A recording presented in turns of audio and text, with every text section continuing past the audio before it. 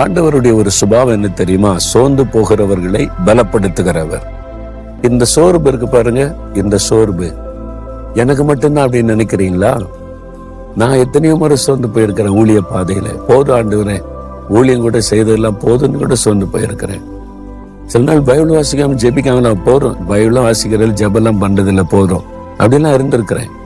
ஆனா ஆண்டவர் அப்படியே என்னை விட்டு விடவில்லை, பலப்படுத்துகிறார். நீங்க சோர்ந்து போயிட்டீங்கன்னு கர்த்தர் விட்டுருவான்னு நினைச்சீங்களா? உங்ககிட்ட தான் பேசுறார்.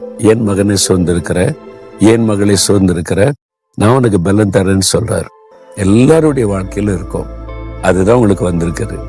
நீங்க அப்படியே படுத்துடக்கூடாது, சோர்ந்து விழுந்துடக்கூடாது, எழும்பணும். திரும்ப சோர்ந்து போகிறவர்களுக்கு பலன் கொடுக்கிற தேவன், சத்துவமில்லாதவர்களுக்கு சத்துவத்தை கொடுத்து பலப்படுத்துகிற தேவன். சாத்தான் உன்னை சோர்ந்து போக பண்ணா நான் உன்னை பலப்படுத்துவேன். அதான் செய்யற காரியம்.